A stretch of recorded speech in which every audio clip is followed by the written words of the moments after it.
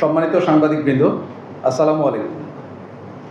দেশের অন্যান্য আইন শৃঙ্খলা রক্ষাকারী বাহিনীর মতো র্যাব ফোর্সেসও দেশের আইন শৃঙ্খলা পরিস্থিতি স্বাভাবিক রাখতে অনবরত কাজ করে যাচ্ছে। রাজধানী সহ দেশের বিভিন্ন স্থানে কতিপয় দুর্বৃত্ত ও অস্ত্রধারী সন্ত্রাসী কর্তৃক চাঁদাবাজি, ছিনতাই, অপহরণ এবং হত্যাসহ বিভিন্ন অপরাধ কর্মকাণ্ড পরিচালিত হয়ে আসছে। এ ধরনের সন্ত্রাসী কার্যক্রম প্রতিরোধে দেশব্যাপী র্যাব ফোর্সেসের গোয়েন্দা নজরদারি সার্বক্ষণিকভাবে চলমান রয়েছে। এর ধারাবাহিকতায় গতকাল সিরাজগঞ্জ জেলার সলঙ্গা থানা এলাকায়, যেটি হাটিকুমরুল চত্বরের খুবই সন্নিকটে পাবনা অভিমুখে, ওই এলাকায় গোপন সংবাদের ভিত্তিতে র্যাব সদর দপ্তরের গোয়েন্দা শাখা এবং র্যাব 12 একটি চৌকস দল আভিযানিক কার্যক্রম পরিচালনা করে থাকে যৌথভাবে, এবং এই অভিযান পরিচালনার মাধ্যমে অভিযুক্ত মোহাম্মদ রাকিব রানাকে গ্রেফতার করে। এই সময় তার কাছ থেকে 4টি লং রাইফেল, 5টি একনলা বন্দুক, ম্যাগাজিন সহ 2টি 12 বোর শটগান, 2টি খালি ম্যাগাজিন সহ একটি পিস্তল এবং সর্বমোট 12টি আগ্নেয়াস্ত্র এবং বিভিন্ন প্রকার অ্যামুনিশন মিলিয়ে মোট 897টি অ্যামুনিশন উদ্ধার করা হয়। যে আলামতগুলো উদ্ধার করা হয় সেগুলো আপনাদের সামনে আছে, আপনারা দেখতে পাচ্ছেন। একই সাথে অস্ত্র পরিবহনে ব্যবহৃত 2টি প্রাইভেট কার জব্দ করা হয়।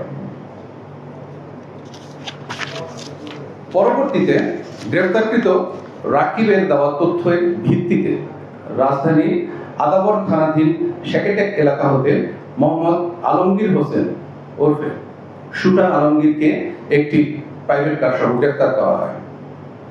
গ্রেফতারকৃতদের মধ্যে মোহাম্মদ রাকিব রানা নামে পাবনা সদর থানায় হত্যা, প্রতারণা এবং চেক জালিয়াতি সহ 3টি মামলা রয়েছে। অপর গ্রেফতারকৃত মোহাম্মদ আলমগীর হোসেনের বিরুদ্ধে পাবনা সদর থানায় অস্ত্র এবং হত্যা মামলা সহ 7টি মামলা রয়েছে। গ্রেফতারকৃত ব্যক্তিদের বিরুদ্ধে আইনানুগ ব্যবস্থা প্রক্রিয়াধীন।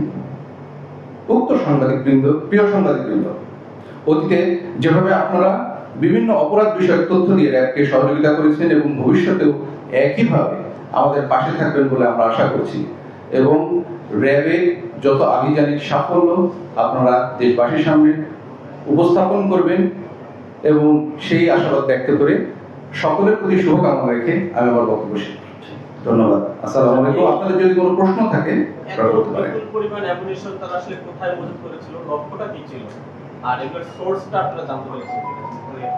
প্রাথমিক জিজ্ঞাসাবাদের ভিত্তিতে যেটা আমরা জানতে পেরেছি, এই অস্ত্র এবং অ্যামুনিশন এটা চট্টগ্রাম এলাকা থেকে এসে ঢাকায় মোহাম্মদপুরে এখানে ছিল, এবং এখান থেকে পরবর্তীতে এটাকে নিয়ে যাওয়া হচ্ছিল পাবনা এলাকায়। আপনারা জানেন যে বিভিন্ন সময় আপনারা এই বিভিন্ন গণমাধ্যম মিডিয়াতে আপনারা প্রকাশ করেছেন যে পাবনা, কুষ্টিয়া ওখানে যে চর অঞ্চলগুলো আছে, এখানে আধিপত্য বিস্তারকে কেন্দ্র করে বালুমহলের যে কর্তৃত্ব আছে সেই কর্তৃত্বকে লক্ষ্য করে সেখানে বিভিন্ন সময় গোলাগুলি এবং সন্ত্রাসী কার্যক্রম পরিচালিত হয়। এইগুলোর কারণেই এই অস্ত্রগুলো আজকে গতকালকে পরিবহন করা হচ্ছিল বলে আমরা একটা প্রাথমিক তথ্য পেয়েছি অপরাধীদের কাছ থেকে। চট্টগ্রাম থেকে আসলো, তাহলে এগুলোর মানে বাংলাদেশ সোর্স কোথায়? মিয়ানমার থেকে আসছে নাকি অন্য কোনো? আরো বিস্তারিত যখন তথ্য যাচাই বাছাই করা হবে তখন হয়তো আসামিদের কাছ থেকে বিস্তারিত তথ্য আমরা উদ্ধার করতে সক্ষম হব বলে আশা করছি। এই মুহূর্তে প্রাথমিক তথ্য আমাদের কাছে এইটুকু আছে। আপনার হচ্ছে পূর্ব বাংলা কমিউনিস্ট পার্টি, আপনি বলছেন চরমপন্থী পার্টি, উত্তরবঙ্গ। জি, নিষিদ্ধ ঘোষিত বামপন্থী বা চরমপন্থী যে পূর্ব বাংলা কমিউনিস্ট পার্টি হাতে এই যে সোর্স পাওয়া গেছে, এই অস্ত্র তাদের হাতে এই আমাদের সাথে এই মুহূর্তে সংযুক্ত আছেন আমাদের র্যাব 12 অধিনায়ক, উনি এই বিষয়টিতে হাইলাইট করবেন। আপনারা নিশ্চয়ই জানেন যে আমাদের দক্ষিণ পশ্চিমাঞ্চলে সরবরাহের একটা আধিপত্য অনেক আগে থেকে ছিল, এবং আপনারা এও জানেন যে গত 2023 সালে র্যাব 12 কর্তৃক প্রায় 313 জন সর্বহারার আত্মসমর্পণ অনুষ্ঠান তৎকালীন সরকারের সময় এটি অনুষ্ঠিত হয় এবং যারা এই আত্মসমর্পণ করে তাদেরকে আমরা বিভিন্নভাবে পুনর্বাসনের চেষ্টা করেছি এবং এটা চলমান আছে। তা আমরা যেটা লক্ষ্য করলাম পরবর্তীতে 5ই আগস্টের পরে যে এই যারা আত্মসমর্পণ করেছিল তারা এই সময়টাতে আবার পুনরায় তাদের যে মূল যে কার্যক্রম যেটা তারা আগে চালিয়েছিল সেটা কিছুটা জড়িত হওয়ার প্রবণতা আমরা লক্ষ্য করেছিলাম। আপনারাও বিভিন্ন সময় গণমাধ্যমে এই ধরনের সংবাদ আপনারা প্রকাশ করেছেন। তারই ধারাবাহিকতায় আমরা এদেরকে বিভিন্নভাবে মনিটর করতে থাকি এবং যার ফলশ্রুতিতে আজকে আমাদের এই সফলতা এবং আমরা এগুলি উদ্ধার করতে সক্ষম হয়েছি।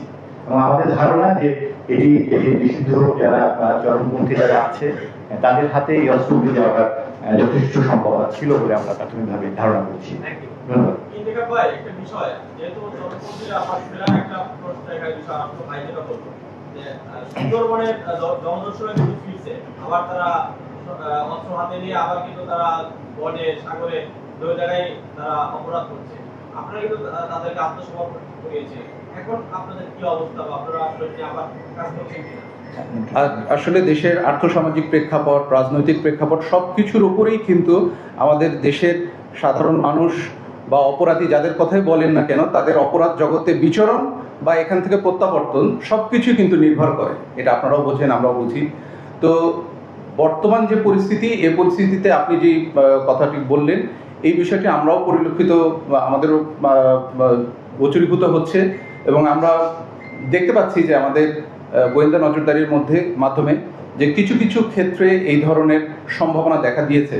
তো আমাদের তৎপরতা আগেও ছিল, এখনো আছে, ইনশাআল্লাহ ভবিষ্যতেও থাকবে, যাতে করে যাদেরকে প্রত্যাবর্তন করা হয়েছিল, যারা আত্মসমর্পণ করেছিল, স্বাভাবিক জীবনে ফেরত গিয়েছিল, আমরা আমাদের সর্বাত্মক প্রচেষ্টা থাকবে যাতে তারা তাদের স্বাভাবিক জীবনেই তাদের কাজকর্ম চালিয়ে যায় এবং আবার এই দস্যু জীবনে তারা ফেরত না আসে। অবশ্যই ব্যবস্থা নেওয়া হবে এবং হচ্ছেও। আপনারা যদি বিভিন্ন পত্রপত্রিকা এবং মিডিয়াতে ফলো করেন তাহলে দেখতে পারবেন যে বিভিন্ন সময়ে র্যাব এককভাবে, আবার কখনো কখনো র্যাব, পুলিশ এবং কোস্টগার্ড সম্মিলিতভাবে নৌবাহিনীর সাথে যৌথভাবেও বিভিন্ন অভিযান পরিচালনা করা হচ্ছে এবং তার যে সাফল্য সেগুলোও হয়তো আপনারা বিভিন্ন সময় অলরেডি দেখতে পেয়েছেন। তো আমাদের এই প্রচেষ্টা অব্যাহত থাকবে। ধন্যবাদ।